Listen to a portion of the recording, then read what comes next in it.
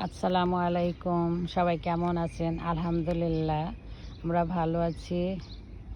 এই যে লেবু গাছ কয়দিন আগে মরিচের চারা লাগিয়েছিলাম, সেগুলো এই যে এখন একটু ভালোই হয়ে গেছে, বড় হয়ে যাচ্ছে। মাশাআল্লাহ, ফুলও আসছে।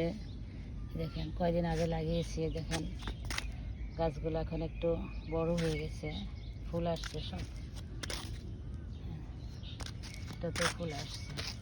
কয়দিন আগে শাকগুলো কেটে দিচ্ছিলাম, কি সুন্দর হয়ে বের হয়েছে আবার। এটা হচ্ছে মরিচের বাগান, সাথে লেবু বাগান।